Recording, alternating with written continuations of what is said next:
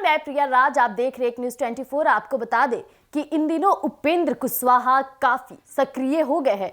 हालांकि बिहार विधानसभा चुनाव नजदीक है, लेकिन कहीं ना कहीं उपेंद्र कुशवाहा के तेवर बदले नजर आ रहे हैं। आपको बता दें कि काराकाट से एनडीए के साथ चुनाव लड़ने वाले उपेंद्र कुशवाहा को हार का सामना करना पड़ा था। हालांकि आपको बता दें कि उपेंद्र कुशवाहा का साफ तौर पे कहना था कि ये चुनाव में पवन सिंह को फैक्टर बनाकर मेरे आगे लाया गया था, लेकिन इसके बाद भी उपेंद्र कुशवाहा को वहां से काफी भारी मतों से हार का सामना करना पड़ा। हालांकि उपेंद्र कुशवाहा तीसरे स्थान पर आए थे और उसके बाद काराकाट क्षेत्र में भी उपेंद्र कुशवाहा के जो जलवे थे वो बराबर खत्म होने के कगार पर आ गया था। इसके बाद बीजेपी का फैसला आया, उन्हें राज्यसभा भेज दिया गया और यही कारण रहा कि राज्यसभा जाने के बाद उपेंद्र कुशवाहा के तेवर काफी ही बदले आ रहे। आपको बता दें कि उपेंद्र कुशवाहा दिल्ली में एक कार्यक्रम आयोजन के दौरान उन्होंने उन बातों को रखा। उनका साफ तौर पे कहना है कि विधानसभा और लोकसभा के चुनाव फॉर्मूले काफी अलग होते हैं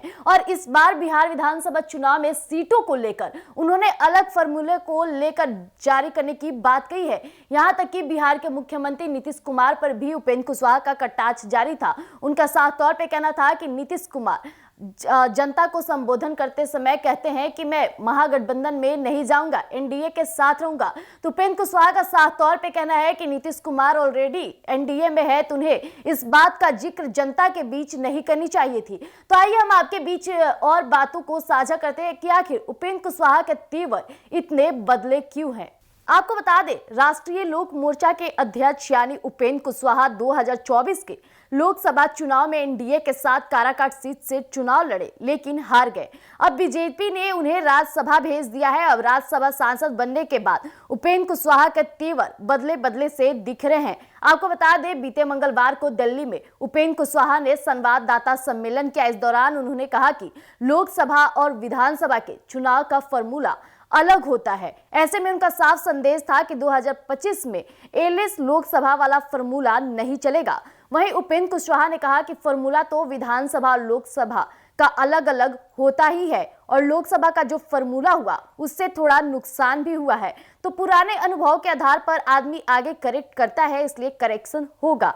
इस बयान के जरिए उपेंद्र कुशवाहा ने एनडीए के सहयोगी दलों को यह बताने का प्रयास किया है कि आगामी विधानसभा चुनाव में उनको कमजोर समझना ठीक नहीं होगा। वो सीटों की दावेदारी में पीछे नहीं रहने वाले हैं। इतना ही नहीं, आपको बता दें, उपेंद्र कुशवाहा आज दिल्ली से पटना आने वाले हैं। दोपहर 3:45 पे वो पटना एयरपोर्ट पर पहुंचेंगे। उनका स्वागत के लिए उनकी पार्टी के कार्यकर्ताओं ने पूरी तैयारी की है। बैंड बाजा बजाते हुए फूलों से वर्षा की जाएगी और उनका भव्य स्वागत किया जाएगा। इतना ही नहीं, आपको बता दें, उपेंद्र कुशवाहा बिहार के पुराने नेता है। 2020 के बिहार विधानसभा चुनाव को याद करें तो उपेंद्र कुशवाहा की राष्ट्रीय लोक समता पार्टी, मायावती की बहुजन समाज पार्टी और असदुद्दीन ओवैसी की पार्टी एआईएमआईएम तीनों एक साथ गठबंधन करके चुनाव लड़ी थी। अब आंकड़े में सबसे चौंकाने वाली बात यही रही कि ओवैसी की पार्टी को 5 सीट मिली, लेकिन उनका वोट प्रतिशत 1.24% ही था। वहीं बहुजन समाजवादी पार्टी भी 1 सीट पर जीत हासिल की थी। इस पार्टी को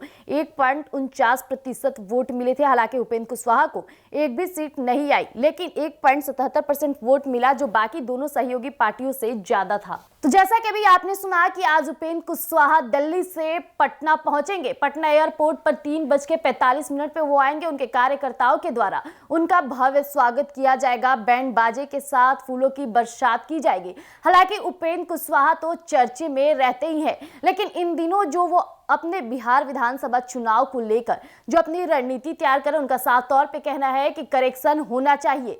लोकसभा चुनाव में जो कुछ भी हुआ, अब बिहार विधानसभा चुनाव में अगर करेक्शन होता है, यानी दोनों चुनावों में अंतर है जमीन आसमान का, ये चीज हर किसी को समझनी चाहिए। यानी उनका साफ तौर पे है कि वो एनडीए को संदेश देना चाहते हैं कि चुनावी प्रक्रिया में चेंजेस और करेक्शन होना चाहिए।